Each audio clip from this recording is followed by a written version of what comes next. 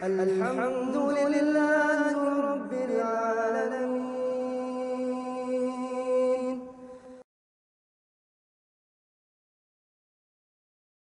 Yang keluar, bau yang tidak sedap itu yang disebabkan karena kosongnya perut. Ini adalah atharu ibadatin. Ini adalah hasil dari peribadatan. Dan menghilangkan sesuatu yang bekas dari peribadatan itu hukumnya makruh. Menghilangkan bekas dari suatu peribadatan itu hukumnya makruh. Sebagai contoh, ini pernah kita bahas ketika seorang berwudu, kemudian menyisakan air di anggota tubuhnya, maka di dalam mazhab makruh dia apa? Mengeringkan air yang ada pada tangannya atau pada kakinya atau ada pada wajahnya, karena itu menghilangkan atharu ibadatin, ya, efek atau bekas daripada peribadatan, ya, bekas daripada peribadatan. Bahkan terkadang menghilangkan bekas dari peribadatan itu haram kalau berkaitan bekasnya orang lain. Seperti contoh orang yang gugur dalam medan perang. Dia syahid, maka diharamkan bagi yang hidup memandikan jenazahnya. Haram. Orang yang gugur dalam medan pertempuran antara kaum muslimin dan orang kafir, dia seorang muslim berperang di jalan Allah, kemudian dia gugur, maka diharamkan untuk dimandikan. Nggak boleh dimandikan. Kenapa? Karena akan menghilangkan bekas dari peribadatan, yaitu jihad di jalan Allah. Kenapa di sini haram? Karena di sini kita menghilangkan bekas peribadatannya orang lain, bukan hak kita. Kalau tadi kita bersiwakan, hak kita menghilangkan atau tidak. Maka hukumnya menjadi makruh. Tsumma qala, berarti syaratnya makruh atau dimakruhkan itu setelah tergelincirnya matahari. Tapi sebelum tergelincir matahari maka tidak dimakruhkan. Sebelum tergelincirnya matahari maka tidak dimakruhkan menghilangkan apa? Aroma atau bau yang tidak sedap dari seorang yang berpuasa. Qala wa yustahabbu fi Ramadan atau tawsi'atu 'ala al-'iyal. Dianjurkan pada bulan Ramadan itu memberikan kelonggaran, maksudnya memberikan hadiah, memberikan manfaat bagi orang-orang yang dinafkahinya. Memberikan kelonggaran. Makanya ini mungkin masih sangat ketara sekali, ada hal-hal yang tidak kita dapatkan kecuali di bulan Ramadan. Dan ini juga apa? Dianjurkan bagi seorang ayah misalkan untuk memberikan kelonggaran untuk keluarganya ketika bulan Ramadan, dari mungkin makanan dan seterusnya ketika di bulan Ramadan. Qala wal ihsanu ilal arhami wal jiran, dianjurkan pula untuk berbuat baik kepada keluarga dan kepada tetangga, karena bulan Ramadan adalah bulan yang mulia, sebaik-baik bulan di mana seseorang itu beramal di dalamnya. Qala wa iktsarus sadaqati wat tilawati wal mudarasah, dan memperbanyak sedekah, memperbanyak tilawatul Quran dan memperbanyak belajar Al-Quran. Beda antara tilawah, kita mentilawah sendiri, mudarasah berarti dia belajar, menyimak yang lain, dia disimak oleh yang lain dan seterusnya. Ini dianjurkan ketika seseorang dalam keadaan di bulan Ramadan, dalam keadaan puasa. Qala wal i'tikaf, begitu juga dianjurkan beriktikaf sekalipun bukan di bulan Ramadan. I'tikaf itu tidak harus di bulan Ramadan, tapi dianjurkan seseorang yang ingin beriktikaf dalam kondisi berpuasa. Misalkan seseorang ingin beriktikaf di masjid hari Senin misalkan, di luar bulan Ramadan, boleh. Dalam posisi dia puasa, maka ini apa namanya? Peribadatan yang sendiri. Qala wal i'tikaf la siyama al-'ashril awakhir, terutama kata beliau 10 malam terakhir di bulan Ramadan dianjurkan untuk i'tikaf. 10 malam terakhir di bulan Ramadan dianjurkan untuk i'tikaf. Dan i'tikaf itu adalah menetap di masjid walaupun sesaat dengan niat mendekatkan diri kepada Allah. Menetap di masjid walaupun sesaat dengan niat mendekatkan diri kepada Allah, itu i'tikaf. Jadi orang sekarang dari tadi pagi sampai sekarang kita diam di masjid, kalau tadi kita niatkan dari awal i'tikaf, maka kita mendapatkan pahala i'tikaf. Kalau kita menghadirkan niat tadi dari pagi sampai sekarang kita menghadirkan untuk i'tikaf di rumah Allah, maka kita mendapatkan pahala i'tikaf. yaitu berdiam diri, menahan diri di masjid walaupun sesaat dengan niat mendekatkan diri kepada Allah. Sekalipun dia diam biasanya hanya duduk aja bengong. Tidak harus dia hanya baca Quran. Dia hanya bersandar aja, yang penting dia diam di masjid. Maka ini apa? Ini disebut dengan i'tikaf. Qala wa fiha lailatul qadri la siyama al-'ashr al-awakhir wa fiha lailatul qadr. Terutama pada 10 malam terakhir di dalam, karena di dalamnya ada apa? Ada malam Lailatul Qadar. Namanya malam Lailatul Qadar. Dan Lailatul Qadar di dalam mazhab Syafi'iyah rahimahumullah itu adalah satu malam yang tidak berpindah-pindah. Adalah satu malam yang tidak berpindah-pindah. Hanya saja untuk memastikannya kapan itu yang tidak diketahui. Tapi di dalam mazhab Asy-Syafi'iyah rahimahumullah, malam yang paling diharapkan di dalam mazhab Syafi'iyah rahimahumullah itu antara 23 dan 21. Di dalam mazhab Syafi'iyah rahimahullah begitu.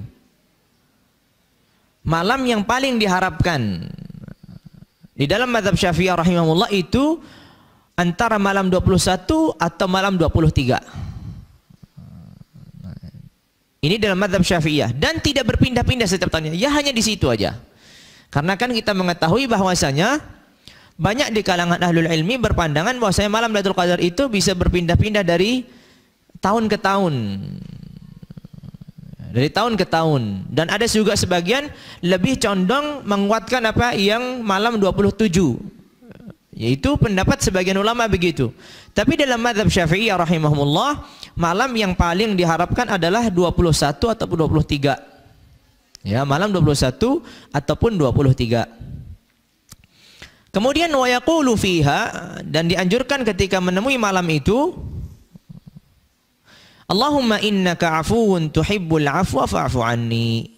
Ini doanya yang dianjurkan ketika seorang menemui malam Lailatul Qadar. Allahumma innaka afuwun tuhibbul afwa fa'fu anni. Kemudian dianjurkan qala wa yaktumuha. Dianjurkan bagi seseorang yang sudah menemukan malam Lailatul Qadar, dianjurkan untuk dia menyembunyikannya, tidak mengumbarnya. Menyembunyikannya. Dianjurkan bagi seseorang yang menemui malam Lailatul Qadar tidak perlu banyak cerita. Misalkan dia merasakan kelihatannya tadi malam Lailatul Qadar, cukup diam aja. Qala wa yuhyiha wa yuhyi yaumaha kalailatiha. Dan dianjurkan untuk menghidupkan malamnya dan menghidupkan siangnya. Jadi malamnya dihidupkan, keesokannya juga dihidupkan. Misalkan kalau nanti malam 23 misalkan, dan sangat berharap 23 itu Lailatul Qadar, maka yang dihidupkan malamnya dan pagi harinya ketika 23. Bukan hanya sebatas malamnya saja. Tsumma qala rahimahullah wa yahrumul wisalu fis shaum. Dan diharamkan berpuasa yang berkelanjutan. Maksudnya berpuasa yang kelanjutan adalah ia berpuasa 2 hari, 3 hari. Maksudnya dia tidak berbuka di antara hari-hari ini, langsung nyambung sekaligus 2 hari. Ya. Sedangkan puasa selama 1 tahun selain 5 hari itu dalam mazhab Syafi'iyah diperbolehkan. Setiap hari dia puasa, tapi tetap berbuka ketika maghrib. Tidak masalah di dalam mazhab, diperbolehkan. Yang diharamkan adalah seseorang menyambung. Jadi hari ini puasa tidak buka kecuali 2 hari selanjutnya. Jadi malamnya juga tetap puasa. Nah, ini yang diharamkan. Wa yahrumul wisalu fis shaum. Jadi puasa yang berkelanjutan tanpa ada di selanya buka di 2 hari atau 3 hari itu. Tsumma qala rahimahullah faslun. Ini sekarang lalu membahas tentang kafarat. Membayar kafarah. Ya. Apa saja? Qala wa tajibul kafaratu.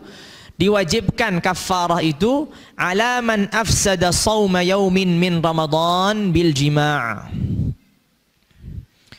Qala walau fi duburin aw bahimatin. Kata beliau diwajibkan menunaikan kafarah bagi siapa? Bagi seseorang yang merusak puasanya, pada hari Ramadan, pada hari di bulan Ramadan dengan bersetubuh. Diwajibkan menunaikan kafarah bagi seseorang yang merusak puasanya di siang hari pada bulan Ramadan dengan bersetubuh.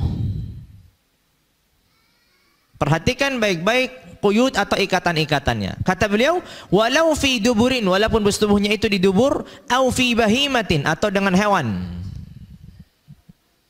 Jadi semuanya ini merusak puasanya. Tapi kalau seandainya sebelum dia melakukan bersetubuh dia minum dulu atau makan dulu tanpa ada alasan, kemudian dia bersetubuh, apakah di sini dia terkena kafarah? Jawabannya tidak terkena kafarah. Kenapa? Karena dia tidak merusak puasanya dengan bersetubuh, tapi merusak puasanya dengan minum atau makan tadi. Jadi kalau mau akal-akalan begitu, agar tidak dapat kafarah gitu. Tapi itu ngakali Allah ya, urusannya nanti sama Allah gitu. Jadi memang secara ketentuan hukum tidak ada kafarah bagi orang yang merusak puasanya selain bersetubuh, kemudian selanjutnya dia setelah rusak dia bersetubuh, itu enggak ada. Dan kafarah ini berlaku untuk 1 hari. Jadi kalau di hari kedua dia merusak lagi, berarti 2 kafarah, 3 berarti 3 kafarah, terus berulang begitu. Tapi kalau sudah sekali bersetubuh di hari yang sama, sebelum terbenamnya matahari, melakukan lagi, tetap berlaku 1 kafarah, karena memang sudah rusak. Maka sehingga demikian. Wa tajibul kafaratu ala man afsada shauma yaumin min Ramadan bil jima'. Sehingga kalau seandainya itu di hari di luar Ramadan, misalkan dia puasa nazar, kemudian dia bersetubuh, apakah ada kafarah? Jawabannya tidak ada.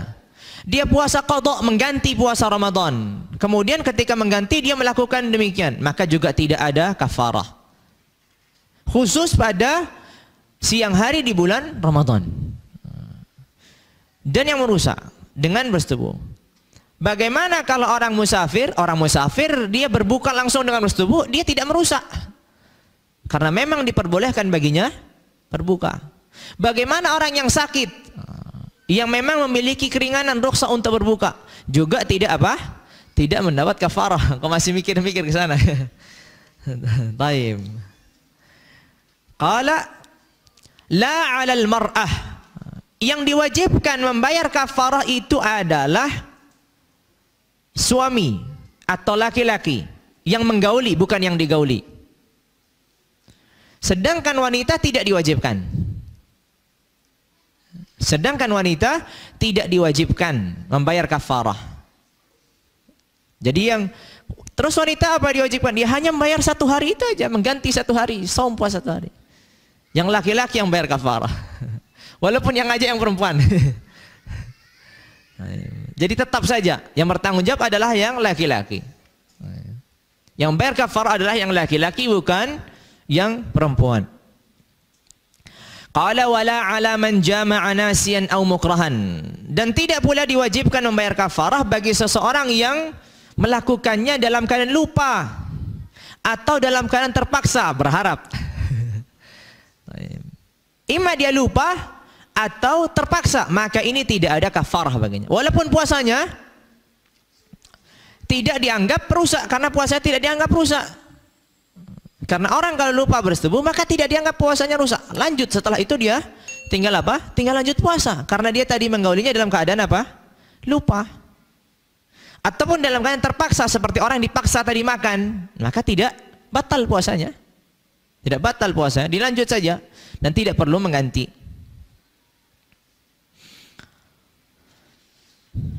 Thumma qala rahimahullah wala 'ala man afsada shauma ghairi Ramadan. Tidak diwajibkan bagi seorang yang merusak puasa selain di bulan Ramadan. Tadi yang saya sebutkan. Misalkan dia sedang puasa Senin Kemis atau Senin, misalkan hari Senin dia puasa, tiba-tiba di siang harinya menggauli istrinya. Apakah diwajibkan untuk bayar kafarah? Tentu tidak. Atau dia sedang puasa nazar, kemudian dia menggauli istrinya, maka ini juga tidak membayar kafarah, dan seterusnya. Ini berlaku hanya puasa Ramadan. Qala wala man aftara bi ghairi jima'. Begitu juga tidak ada kewajiban membayar kafarah bagi orang yang membatalkan puasanya selain dengan bersetubuh. Seperti contohnya tadi, dia minum, dia makan dulu baru kemudian bersetubuh. Tidak ada kafarah karena dia tadi membatalkannya dengan makan dan minum, bukan bersetubuhnya. Nah, ini tadi akal-akalan tadi. Tsumma qala rahimahullah wala 'alal musafiri wal maridi wa in zanaya. Tidak ada kewajiban membayar kafarah bagi orang yang sakit ataupun orang yang musafir walaupun mereka melakukan perzinahan. Kenapa? Karena mereka tidak diwajibkan puasa. Sakit dengan ketentuan yang tadi disebutkan di awal. Sekalipun mereka berzina, haram mereka ini berzina. Mereka berdosa. Tapi mereka ini ketika merusak puasanya, memang mereka tidak ada kewajiban berpuasa. Sehingga dikatakan ada seorang itu, dia berdosa karena perbuatannya, dan dia berdosa karena merusak puasanya. Yang tadi yang disebutkan di awal tadi itu adalah orang berdosa karena dia merusak puasanya. Sedangkan ini dia berdosa bukan karena merusak puasanya tapi karena berzina. Sedangkan dia puasanya memang tidak diwajibkan karena dia dalam keadaan musafir atau dalam keadaan marid. Qala wala 'ala man dhanna annahu lailun fatabayyana naharan. Begitu juga tidak ada kewajiban bagi orang yang mengira itu masih malam ternyata terbukti itu adalah siang. Dikiranya masih gelap, ternyata memang korden yang belum dibuka. Dikiranya masih malam, ternyata terbukti itu adalah siang. Kan puasanya tidak sah ya. Kalau ia melakukan sesuatu pembatal di saat mengiranya dia ini masih malam, ternyata terbukti pembatal itu dilakukan ketika sudah di siang, maka kan batal puasanya. Puasanya tidak sah. Tapi di sini karena dia mengiranya malam, jadi dia ini seakan-akan tidak sengaja begitu. Maka tidak ada kafarah di situ. Qala wahia, al-kafarah itu apa kafarahnya? Apa kafarahnya? Qala itqu raqabatin mu'minah salimatin minal uyubi allati tukhillu bil amal. Membebaskan seorang budak. Syaratnya seorang budak, laki-laki ataupun wanita. Tapi syaratnya mukminah, seorang budak yang beriman.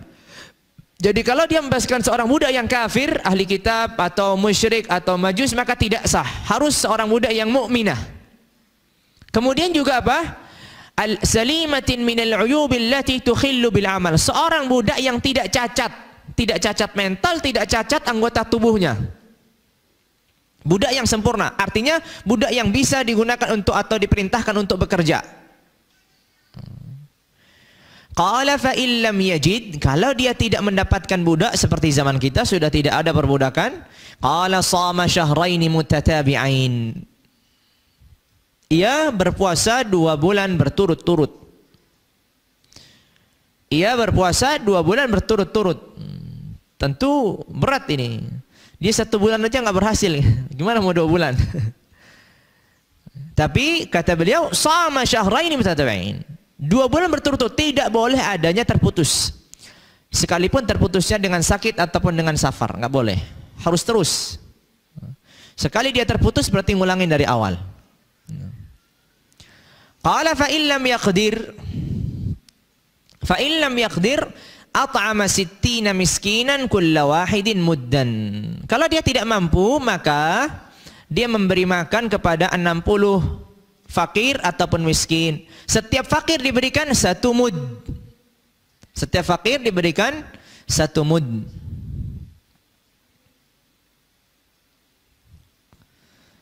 Thumma qala rahimahullah wa tasqutul kaffaratu bi turuwil jununi wal mauti fi athna'in nahar. Ini penting. Dan kafarah itu tidak lagi menjadi tanggungan dan kewajibannya ketika ia mendapati siang itu setelah melakukan hal yang terlarang tadi, dia mendapati siang itu dalam keadaan gila. Misalkan, jadi dia menggauli istrinya jam 9 pagi, kan batal ya puasanya. Tiba-tiba jam 12 dia gila. Maka dia jam 1 waras, dia tidak ada lagi kewajiban untuk bayar kafarah. Kenapa?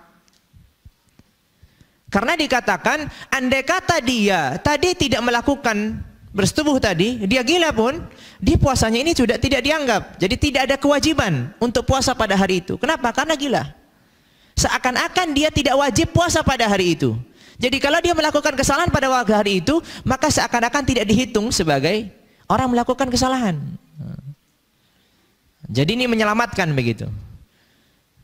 Jadi andai kata seseorang menggauli istrinya misalkan jam 10 atau jam 9, kemudian dia gila jam 12, kemudian waras jam 1, maka dia tidak lagi membayar kafarah. Ya. Maka dia tidak lagi membayar kafarah.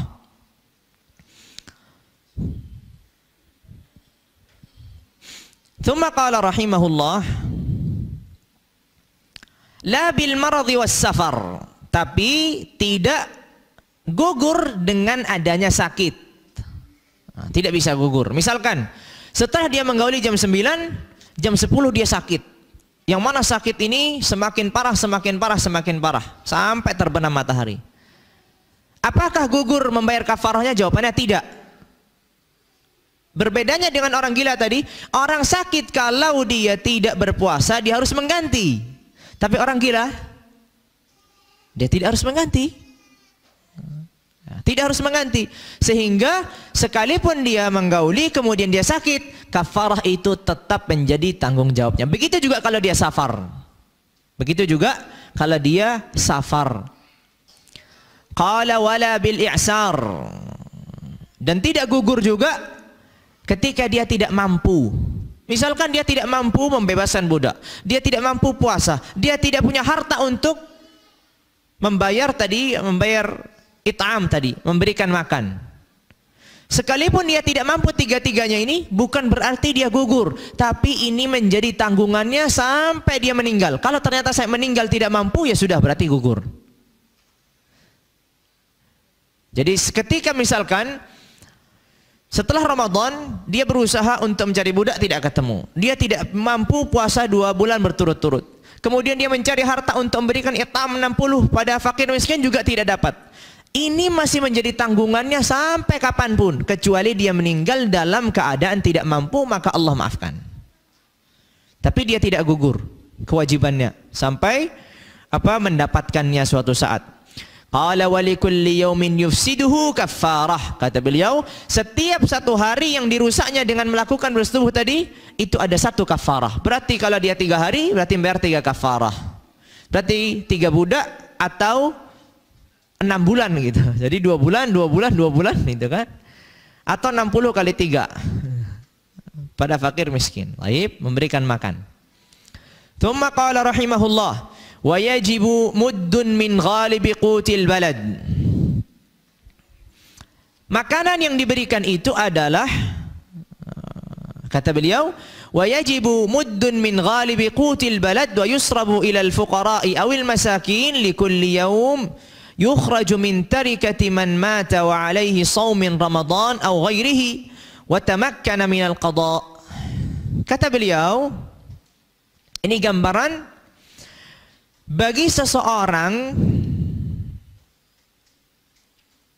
yang tidak berpuasa karena memang keadaannya tidak mampu berpuasa disebabkan karena tua atau sakit yang tidak diharapkan kesembuhan, maka dia membayar yang disebut dengan it'am. Setiap 1 harinya 1 mud. Setiap 1 harinya 1 mud. Orang tua usianya sudah 90 tahun, nggak bisa lagi berpuasa. Maka selama 30 hari, maka 30 mud. Setiap 1 mudnya diberikan kepada fakir dan miskin. Setiap mudnya diberikan kepada fakir dan miskin. Berarti 30 mud. Begitu pula kata beliau di sini, bagi seseorang yang memiliki tanggungan mengganti puasa dan ia sempat melewati hari mampu mengganti tapi keburu meninggal. Ini contohnya gimana? Contoh orang sakit 30 hari. Setelah sakit itu dia sembuh. Syawal sembuh, Dzulqa'dah sembuh, Dzulhijjah sembuh, Muharram sembuh.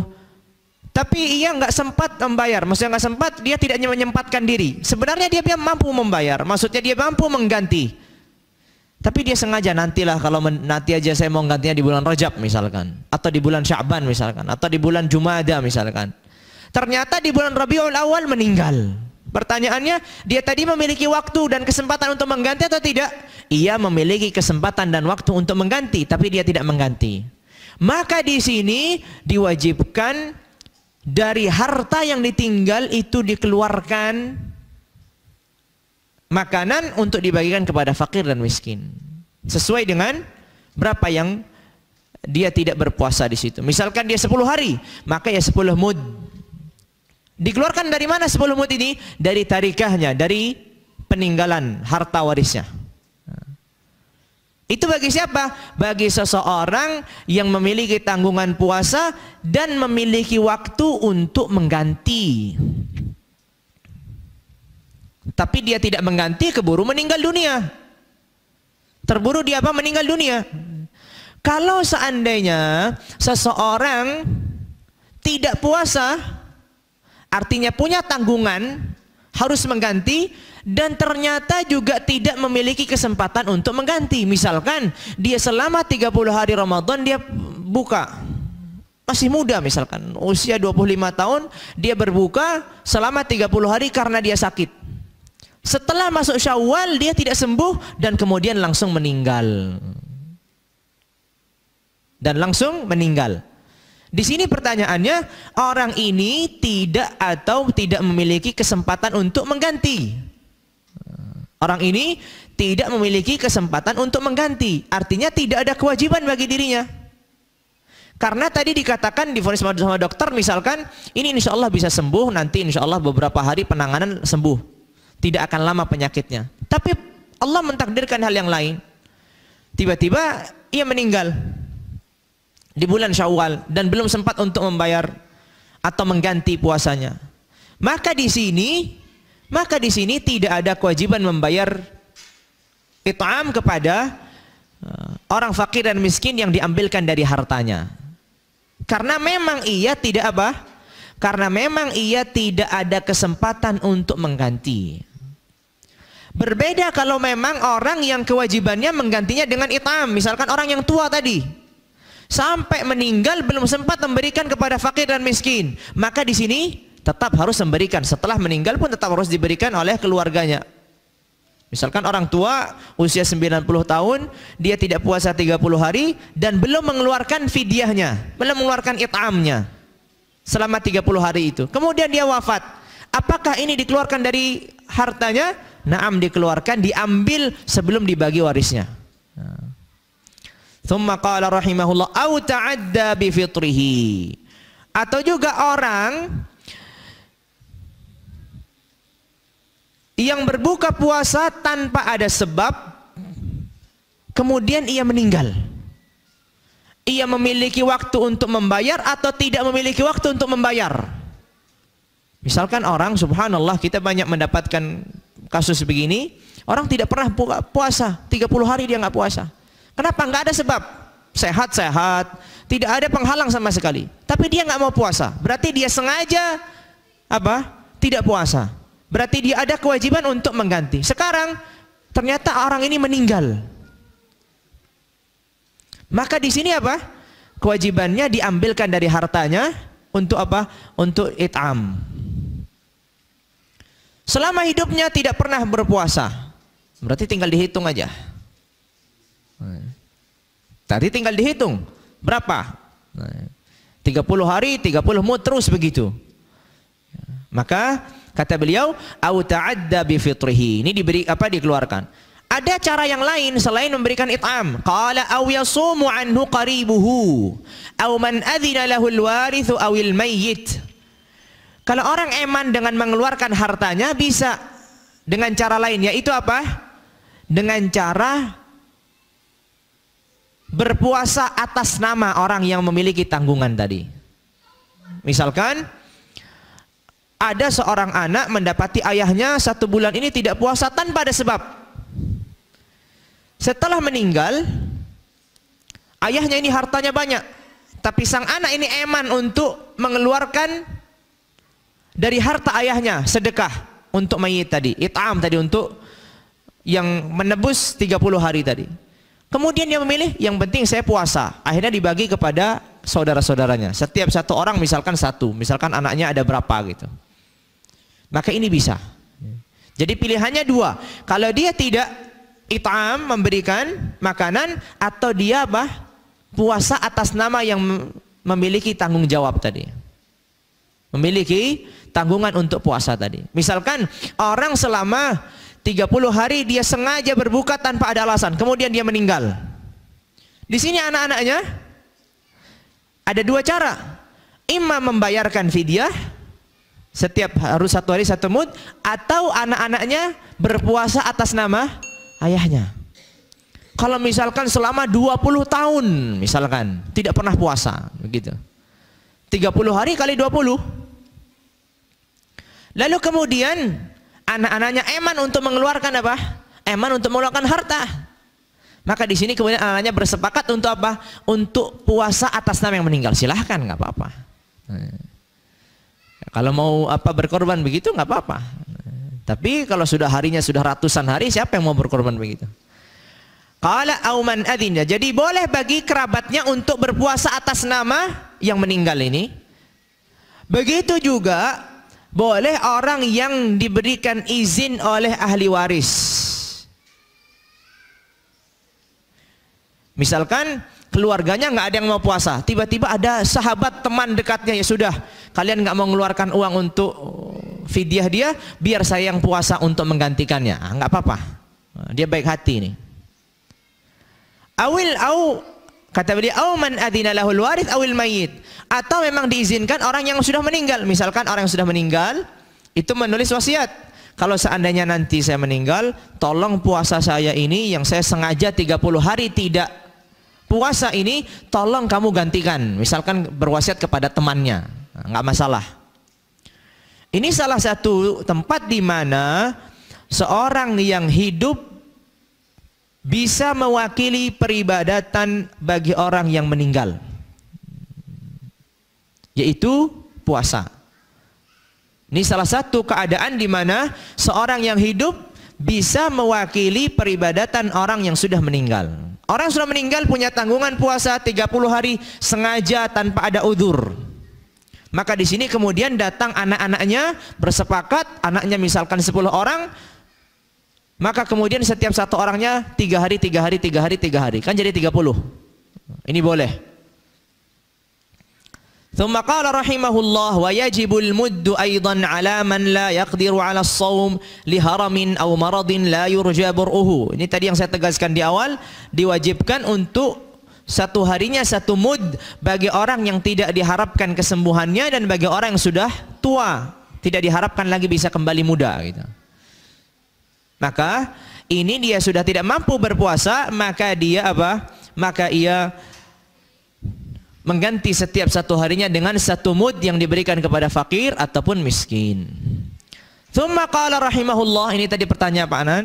Qala wa 'alal hamili wal murdi'ati idza aftarata khaufan 'alal waladi ma'al qada'. Kata beliau, fidyah ini juga berlaku bagi seorang ibu yang hamil dan ibu yang menyusui apabila mereka keduanya itu berbuka disebabkan anaknya, maka diharuskan membayar fidyah dan juga mengqadha. Kan tadi kita katakan ada 3 keadaan. Apabila seorang ibu hamil atau ibu menyusui tadi, dia hanya takut kepada dirinya, atau takut kepada dirinya dan anaknya, atau hanya takut kepada anaknya. Keadaan yang ketiga, takut kepada anaknya saja. Kalau dia berbuka karena disebabkan takut kepada anaknya saja, maka diwajibkan mengganti puasa dan juga membayar fidyah. 2 kewajibannya, mengganti dan membayar fidyah. Mengganti karena dia berbuka, membayar fidyah karena dia berbukanya disebabkan oleh orang lain, bukan sebab dirinya. Ini juga nanti akan disebutkan selanjutnya, kata beliau, wa 'ala man aftara li inqadhi hayawanin musyrifin 'alal halak. Begitu juga fidyah itu diwajibkan.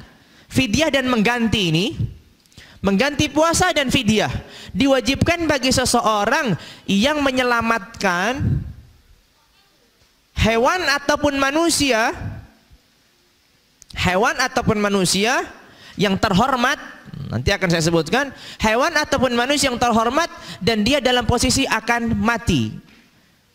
Misalkan seorang melihat orang tenggelam, sedangkan ia tidak mungkin menyelamatkan kecuali dalam posisi fit, bagus tubuhnya, maka dia harus minum madu dan seterusnya. Maka ketika dia makan dan minum demi menyelamatkan orang itu, berarti kan bukan untuk dirinya, tapi demi menyelamatkan orang itu, maka di sini dia diwajibkan membayar fidyah dan juga mengganti. Kenapa? Karena satu, dia berbuka maka dia harus mengganti. Dua, karena dia bukanya itu disebabkan orang lain, maka dia apa? Harus membayar fidyah.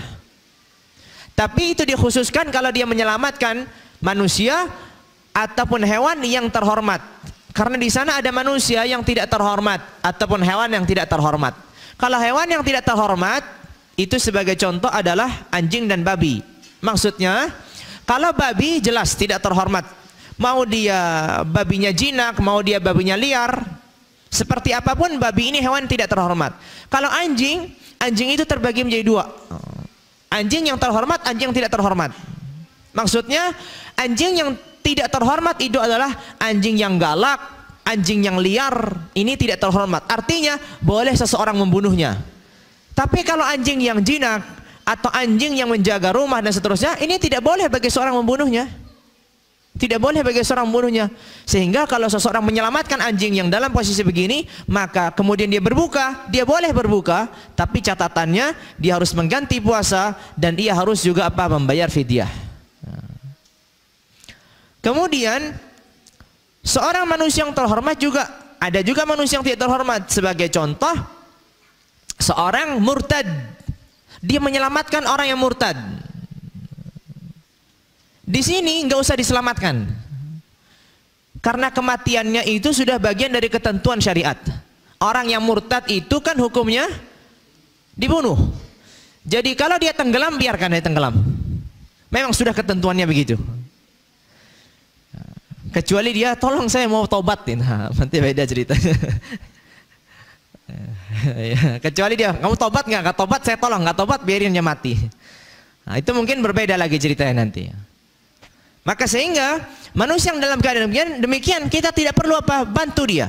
Nggak perlu, biarkan aja. Tapi ketika itu orang yang terhormat, maksudnya darahnya itu terjaga, tidak ada sebab yang membuat darahnya itu dihalalkan oleh syariat. Imma dia karena murtad atau dia karena berzina dan keadaannya sudah muhsan, artinya sudah pernah menikah dan menggauli istrinya dengan sah, kemudian dia melakukan zina setelahnya, sebagai contoh. Dan seterusnya, maka di sini ketika dia berbuka untuk menyelamatkan hal yang demikian, maka dia harus mengganti dan harus membayar fidyah. Tsumma qala rahimahullah wa 'ala man akhkhara al-qada'a ila Ramadan akhar bighairi 'udhrin. Ini penting sekali. Ini penting sekali, yaitu bocor banan. Yaitu apabila seseorang memiliki hutang.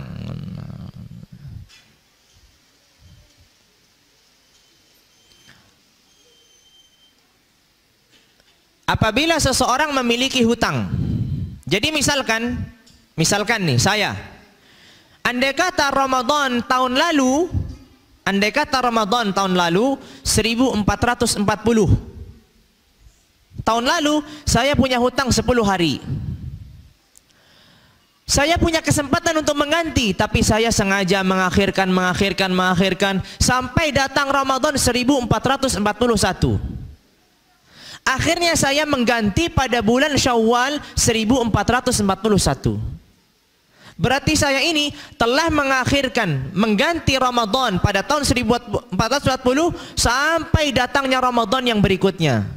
Tanpa ada uzur, karena saya bisa mengganti tanpa ada uzur. Maka di sini ketika saya mengganti di Syawal, bebannya dua. Satu mengganti puasa, yang satu membayar fidyah. Ini penting, sering orang lupa ini. Jadi kalau dia mengganti puasa tanpa adanya uzur sampai datangnya Ramadan yang berikutnya, kewajibannya dua, membayar fidyah dan mengganti. Tidak cukup hanya mengganti aja. Jadi misalkan saya punya hutang 5 hari. Di bulan Syawal saya bisa menyaur, tapi saya malas. Di bulan Dzulqa'dah juga bisa, malas. Terus begitu sampai datangnya Ramadan, saya belum menyaur hutang Ramadan yang kemarin. Ketika datangnya Syawal pada tahun berikutnya, saya akan menyaur. Sekarang saya mengganti 5 hari puasa dan 5 kali fidyah. Satu harinya 1 mud. 1 hari 1 mud. Taib. Bagaimana kalau dia mengakhirkan ke Ramadan yang berikutnya? Berarti berlipat. Tadi 5 fidyah, berikutnya berarti menjadi 10. Saya akhirkan lagi sampai Ramadan berikutnya, berarti berlipat lagi menjadi 15. Itu semua apabila tidak ada uzur. Tapi kalau dia ada uzur, misalkan saya bolong 5 hari, tidak puasa 5 hari di bulan Ramadan, kemudian Syawal saya berlanjut sakit sampai Ramadan berikutnya, pas Ramadan sembuh saya. Sudah nggak ada waktu mengganti. Syawal saya sembuh. Pertanyaannya, berapa harus saya membayar? Nggak ada membayar fidyah, hanya cukup mengganti 5 hari tadi. Karena memang tidak ada kesempatan untuk mengganti di tahun sebelumnya. Tapi kalau ada kesempatan, tidak ada uzur, sampai diakhirkan bertemu dengan Ramadan yang berikutnya, selain dia mengganti puasa, dia harus membayar fidyah. Dia harus membayar fidyah. Ini penting sekali, terkadang orang terlewatkan. Terkadang orang terlewatkan, apalagi yang biasa hutang puasa. Ya, apalagi yang hutang puasa. Selama catatannya, selama memang dia memiliki waktu untuk mengganti, tidak ada uzur. Misalkan seorang wanita tadi. Seorang wanita tahun pertamanya dia hamil. Tahun keduanya menyusui, tahun keduanya menyusui. Tahun yang keempat dia istirahat. Berarti anaknya kan sudah besar, tidak ada tanggungan, tidak ada hamil, tidak ada menyusui. Berarti dia mampu mengganti 3 bulan. Berarti dia mampu 3 bulan. Kalau tiba-tiba di tahun kedua ini diakhirkan sampai datang Ramadan lagi belum diganti, maka 3 bulan ini berarti dikalikan 3 bulan. Kalau setiap 1 bulannya 30 hari, kalikan 3, berarti menjadi berapa? 90 hari dia puasa dan 90 mud. Karena dia mengakhirkan kepada Ramadan berikutnya tanpa adanya uzur. Ini sebagai contoh. Makanya itu di dalam mazhab seperti itu. Memang ada mazhab yang lain yang mengatakan bahwasanya wanita cukup fidyah aja. Tapi perlu digarisbawahi bahwasanya pendapat sebagian yang berpandangan demikian itu pendapat yang ada di luar 4 mazhab. Jadi 4 mazhab itu pandangannya kalau enggak dia mengganti atau mengganti dengan membayar fidyah, tapi tidak ada pandangannya yang dia hanya membayar fidyah saja cukup. Tapi memang ada sebagian ulama karena berdalil dengan dalilnya atau perucapan Ibnu Abbas radhiyallahu taala anhu ardah, cukup bagi seorang wanita hamil ataupun menyusui dengan bayar fidyah. Sehingga berdalil dengan itu, sehingga apa? Sehingga ini tentu lebih meringankan bagi seorang wanita, tentu lebih meringankan. Tapi dalam beragama terkadang kita bukan hanya sebatas mencari yang ringan, terkadang kita juga mencari sesuatu yang lebih hati-hati untuk beragama kita. Jadi sehingga di dalam 4 mazhab tidak ada yang berpendapat bahwasanya cukup bagi seorang wanita hamil dan menyusui itu membayar fidyah, nggak ada. Kalau nggak mereka berpendapat satu cukup qadha saja dengan berapapun keadaan, atau dengan rincian dengan yang dirincikan tadi sesuai dalam mazhab Syafi'iyah, atau menggabungkan antara qadha dan fidyah, begitu. Tapi kalau hanya fidyah saja tidak ada di dalam 4 mazhab. Wallahu a'lam bishawab. Tsumma qala rahimahullah. Sampai di sini adakah pertanyaan? Adakah pertanyaan? Kalau tidak ada kita lanjut. Biar selesai ini. Insyaallah tinggal sedikit lagi. Qala rahimahullah faslun. Selanjutnya membahas tentang puasa-puasa sunnah. Qala shaumut tatawwu'i sunnatun wa huwa 3 aqsam. Beliau membagi puasa-puasa sunnah itu terbagi menjadi 3. Al-awwal ma yatakarraru bi takarruris sinin. Puasa sunnah yang terulang dengan berulangnya tahun. Itu bagian yang pertama. Puasa sunnah yang berulang dengan berulangnya tahun. Seperti puasa qala wa huwa shaumu Arafah li ghairil hajj wal musafir. Puasa hari Arafah. Kan dalam setiap tahun satu kali aja. Tanggal 9 Dzulhijjah, berulang dengan berulangnya tahun. Tahun 1440 ada puasa Arafah, 1441 ada puasa Arafah, 1442 ada puasa Arafah. Jadi hanya berputar sekali dalam setahun. Contohnya puasa Arafah bagi siapa? Kata beliau, bagi seorang yang selain orang yang berhaji. Orang yang haji tidak di dalam mazhab, tidak disunnahkan puasa. Karena posisinya dia sedang sibuk wukuf di Arafah. Di dalam mazhab, orang yang sibuk haji dan sedang wukuf di Arafah tidak disunnahkan dalam keadaan puasa. Tapi selain orang yang haji, maka disunnahkan untuk puasa. Qala wal musafir, begitu juga orang yang safar. Orang yang safar ini juga tidak disunnahkan puasa Arafah. Orang yang safar ini juga tidak disunnahkan puasa Arafah, dengan catatan ketika puasanya membuat dirinya letih atau lelah atau membuat dirinya lemah begitu. Tapi kalau dia sehat, dia kuat, enggak ada masalah. Tetap disunnahkan walaupun dalam keadaan musafir. Ya, walaupun dalam keadaan musafir. Seperti tadi puasa Ramadan. Qala wa 'ashri Dzulhijjah. Begitu pula disunnahkan berpuasa pada 10 awal dari bulan Dzulhijjah. Tentu maksud 10 awal ini selain tanggal 10-nya. Karena tanggal 10 itu hari apa? Idul Adha.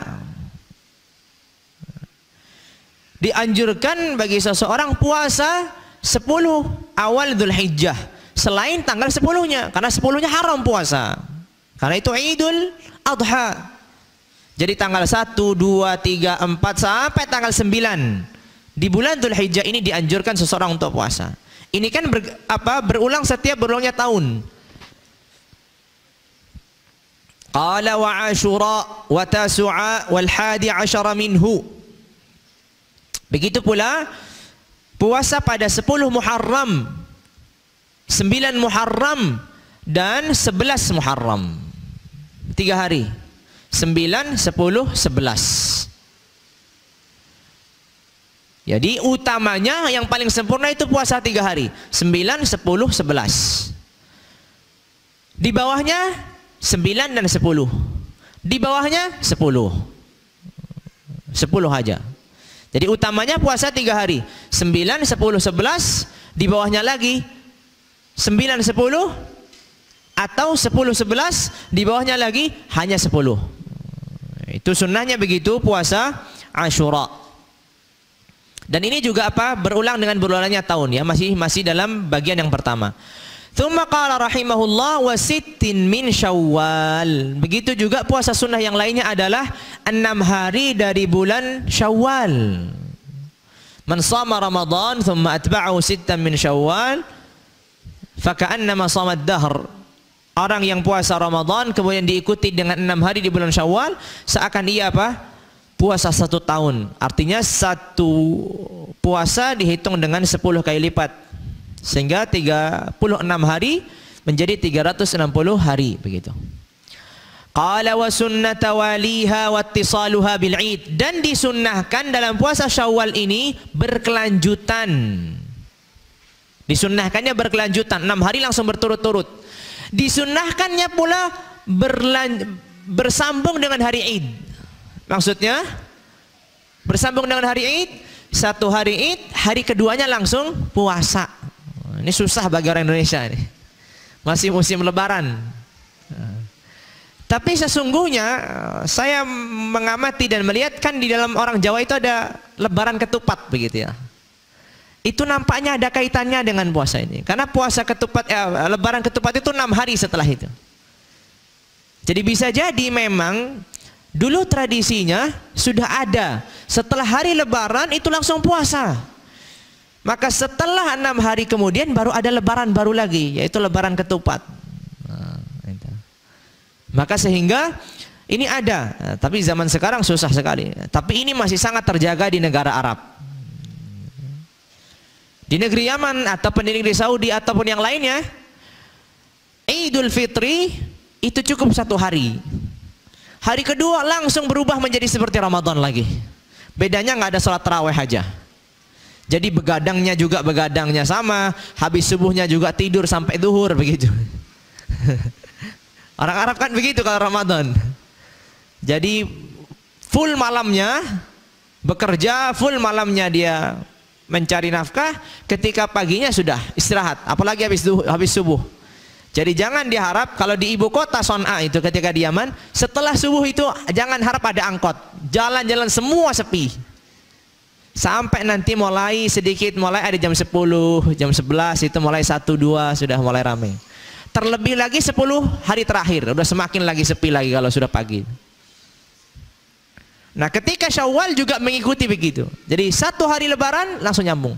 Karena memang lebaran besar itu adalah Idul Adha. Idul Adha itu lebaran besarnya. Maka Allah Azza wa Jalla menyebutnya Yaumul Hajjil Akbar. Idul Adha itu lebaran besarnya. Tapi kita ini lebaran besarnya Idul Fitri. Itu mungkin karena berkaitan libur panjangnya anak sekolah, libur panjangnya orang bekerja, seterusnya. Jadi mau nggak mau akhirnya lebaran besarnya adalah Idul Fitri gitu. Kelihatannya nggak tahu, ini perlu dicari tahu zaman kakek-kakek dulu lebaran besarnya itu Idul Adha atau Idul Fitri gitu. Karena kalau kita menurut tadi ada lebaran ketupat berarti menunjukkan memang istimewanya Idul Adha gitu. Tapi nggak tahu juga. Karena kalau Idul Adha di orang-orang Arab itu kenapa dia menjadi besar dan istimewa? Karena di situ menyembelih, setiap rumah sudah menyembelih masing-masing. Setiap rumah menyembelih masing-masing. Jadi di sana hampir tidak ada menyembelih di masjid itu ada. Di sini karena susah, jadinya yang sedikitnya di masjid akhirnya dibagi rata begitu. Kalau di sana tidak diperlukan menyembelih di masjid. Karena setiap rumah menyembelih masing-masing. Saya hampir nggak mengenal ada penyembelihan rame-rame di masjid gitu. Setiap rumah menyembelih masing-masing, dimakan untuk keluarga, sisanya disedekahkan, begitu aja. Jadi semuanya sudah mandiri masing-masing. Dan rata-rata menyembelihnya kan di sana adalah kambing. Karena di sana sapi jarang. Kambing. Kecuali mungkin seperti di pondok atau di markas besar, nah ini baru ada penyembelihan memang untuk rame-rame. Karena itu memang santri dan seterusnya memang ada. Tapi kalau rumah-rumah pribadi di ibu kota misalkan nggak ada penyembelihan di masjid itu. Setiap masing-masing menyembelih gitu. Alhamdulillah, jadi masih ada kebaikan. Kemudian qala rahimahullah wa ma yatakarraru bi takarrurish syuhur. Tadi kan macam puasa yang pertama adalah puasa yang berulang dengan berulangnya tahun. Sekarang adalah puasa yang berulang dengan berulangnya bulan. Setiap bulan, bukan setiap tahun. Puasa Arafah setiap tahun. Puasa Asyura setiap tahun. Sekarang ada puasa yang terulang setiap bulan. Apa itu? Qala wa hiya ayyamul bid. Puasa putih. Puasa putih itu adalah puasa 3 hari dalam sebulan. Puasa 3 hari dalam sebulan. Dan utamanya dia puasa tanggal 13, 14, 15. Itu disebut dengan ayyamul bid. Puasa putih 13, 14, 15. Itu utamanya. Tapi kalaupun tidak bisa di tanggal 13 atau 15, maka yang penting dia puasa 3 hari di setiap bulan. Mau di awalnya, mau di akhirnya, mau di pertengahannya. Jadi yang penting 3 hari dalam setiap bulan, terus berulang. Bulan Muharram puasa 3 hari, bulan Safar puasa 3 hari, terus setiap bulan terulang. Tsumma qala rahimahullah wa hiya ats-tsalits 'ashar wal rabi' 'ashar wal khamis 'ashar min kulli syahr. 13, 14, 15 dalam setiap bulan. Wal ayyamus sud. Begitu pula selain hari putih, juga di dalam mazhab disebutkan dianjurkan puasa hari hitam. Nah, kenapa disebut hari putih? Hari putih itu disebabkan karena malamnya itu cerah. Dengan apa? Dengan sempurnanya bulan purnama. 13, 14, 15 itu kan pas cerah-cerahnya bulan purnama. Maka puasa di hari yang disebut dengan ayyamus sud itu adalah puasa pada tanggal 28, kemudian 29, kemudian 30 atau 1. Kenapa ini disebut dengan hari atau puasa pada hari yang gelap atau hari yang hitam? Karena di sini bulan tidak nampak. Karena di sini bulan tidak nampak. 28, 29, 1 ini kan, atau tanggal 30 ini kan bulan sangat redup sekali, hilal yang ada begitu.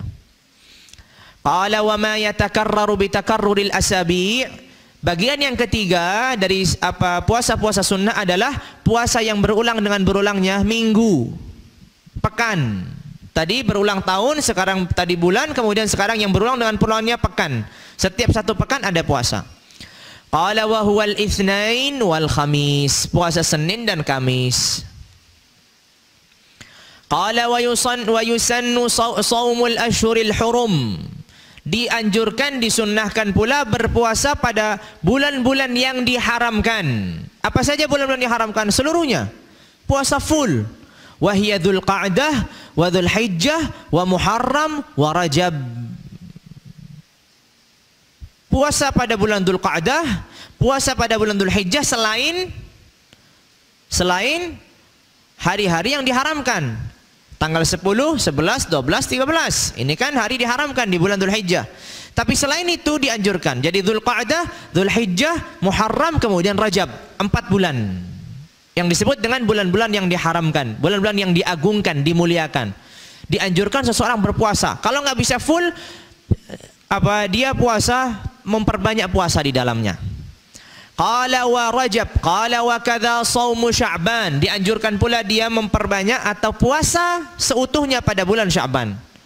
Kalau enggak dia banyak puasa di bulan Sya'ban, setidaknya dia sebagiannya, atau memang kalau dia bisa maka seutuhnya pada puasa pada bulan Sya'ban. Qala wa afdaluha al-Muharram, thumma baqil hurum, thumma Sya'ban. Di antara bulan-bulan ini, mana yang paling utama kita seorang itu berpuasa? Kata beliau, yang paling utama puasa pada bulan Muharram. Kemudian derajat yang tingkatan keduanya adalah bulan-bulan yang diharamkan yang lain, yaitu Dzulqa'dah, Dzulhijjah, Rajab. Ini satu tingkatan. Muharram tingkatan pertama. Tingkatan di bawahnya ada 3 bulan, yaitu Dzulqa'dah, Dzulhijjah dan Rajab. Di bawahnya lagi adalah Sya'ban. Jadi begitu tingkatannya. Tsumma qala rahimahullah wa yukrahu ifradul jum'ah. Dimakruhkan ia mengkhususkan puasa hanya pada hari Jumat. Saya puasa khusus hari Jumat. Tapi tidak dimakruhkan kalau dia puasa sebelumnya. Misalkan dia puasa Kamis, kemudian dia ikut puasa Jumat juga. Ini nggak makruh. Karena dia tidak mengkhususkan hari Jumat saja. Karena dia puasa sudah pada hari Kamisnya, kemudian dilanjut Jumat. Atau ia puasa Jumat dilanjut Sabtunya juga puasa lagi. Maka ini tidak mengapa. Tapi mengkhususkan hari Jumat, hukumnya makruh. Begitu juga mengkhususkan hari Sabtu, begitu juga mengkhususkan hari Ahad. Misalkan hanya puasa hari Sabtu aja. Di dalam mazhab hukumnya makruh. Sekalipun ada sebagian ulama mengharamkan. Mengharamkan puasa pada hari Sabtu, mengkhususkan puasa pada hari Sabtu. Tapi dalam mazhab hukumnya makruh apabila ia puasa satu hari saja. Tapi kalau sudah puasa Jumat kemudian dihitung Sabtu, maka tidak masalah. Begitu juga hari Ahad khusus. Qala wa afdhalus siyam shaumu yaumin wa fitru yaum. Dan sebaik-baik puasa adalah puasa satu hari kemudian berbuka satu hari. Ini yang disebut dengan puasa Daud, siyamu Daud. Satu hari puasa, satu hari enggak. Satu hari puasa, satu hari enggak. Jadi puasa yang paling berat mungkin. Maka inilah puasa-puasa yang disunnahkan dan itulah bagian-bagiannya. Dengan ini selesai pembahasan berkaitan dengan puasa yang disebutkan oleh Al-Imam Abdullah bin Abdurrahman Bafadl rahimahullahu rahmatan wasi'ah. Abdullah bin Abdurrahman Bafadl di kitabnya Al-Muqaddimah Al-Hadramiyah. Di kitabnya Al-Muqaddimah Al-Hadramiyah. Itu yang disebutkan secara matannya. Tapi apabila kita ingin lebih dalam secara syarahnya, maka perlu kita membaca masail-masail atau perkara-perkara yang disebutkan secara syarah, tapi itu perlu majlis yang lebih panjang. Begitu juga perlu pembelajaran yang lebih mendalam dan lebih mendetail. Karena memang Muqaddimah Al-Hadramiyah ini salah satu kitab sebenarnya cukup penting, apalagi terkhusus dalam berkaitan peribadatan. Karena banyak fokusnya hanya pada hal-hal yang berkaitan dengan peribadatan. Lebih lengkap. Hanya saja kalau membaca syarahnya akan lebih luas lagi. Ini termasuk kitab matan yang cukup ringkas, kemudian memiliki beberapa syarah, dan syarahnya pun memiliki hasyiah atau penambahan syarah di atas syarah begitu. Sehingga dengan ini kita sudah sempurna membahas tentang masalah puasa. Sebelum kita tutup dan kita akhiri, ini hari ini daurahnya lebih cepat ini berakhirnya. Adakah pertanyaan yang berkaitan dengan puasa?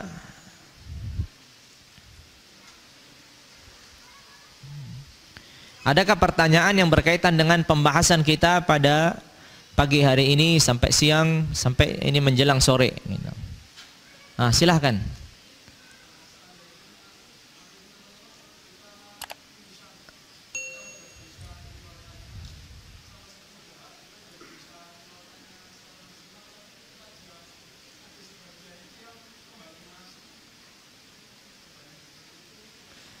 Kalau seandainya tidak sengaja masuknya, ya tidak membatalkan. Kalau tidak sengaja masuknya, ya maka tidak membatalkan. Ya. Kalau misalkan dahaknya itu kita sudah berusaha mengeluarkan, ternyata dia tertelan, ya nggak membatalkan, orang dia nggak ada sengaja di situ. Nah, ya. Wallahu a'lam bishawab. Adakah pertanyaan yang lain? Ya, silahkan.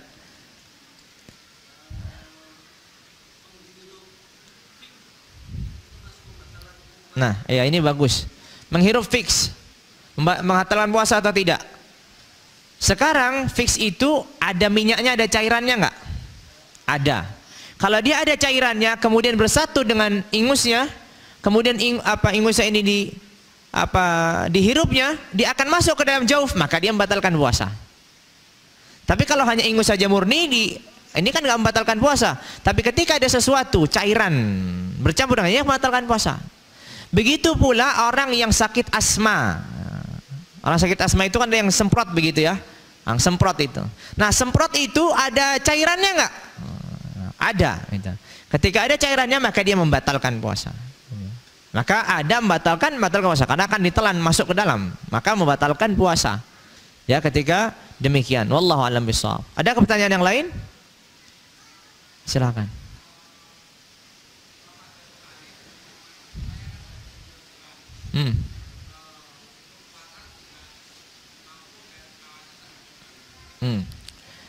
Tidak mampunya karena dirinya memang tidak mampu dan juga khawatir kepada janinnya.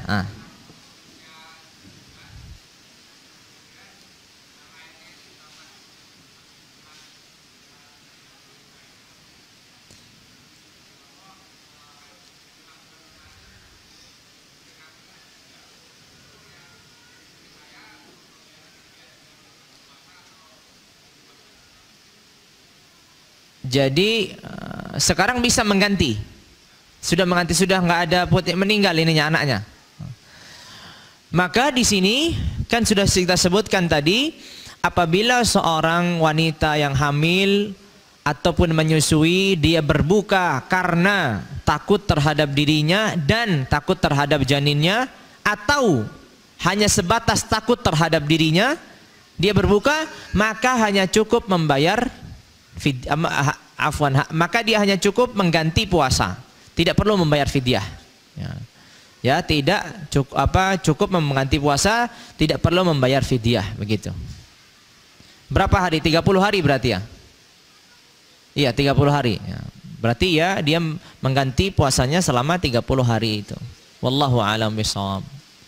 Tapi menggantinya ini longgar, tidak segera. Boleh dia mencicilnya gitu. Karena dia tadi berbukanya itu disebabkan adanya udzur, sehingga boleh dia misalkan 1 hari diselingi, 1 hari diselingi. Yang penting jangan sampai datang Ramadan.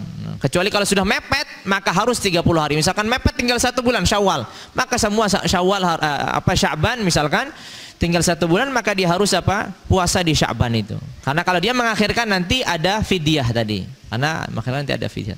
Wallahu a'lam bishawab. Adakah pertanyaan yang lain? Kalau tidak ada, kita cukupkan insyaallah. Hari ini nampaknya cukup cepat selesainya. Baik, dan insyaallah kalau tidak ada pertanyaan, kita cukupkan insyaallah azza wajalla sampai di sini. Baik, apabila tidak ada pertanyaan. Baik. Mari kita tutup dengan kafaratul majlis. Subhanakallahumma wa bihamdika asyhadu an la ilaha illa anta astaghfiruka wa atubu ilaik. Wassalamu alaikum warahmatullahi wabarakatuh.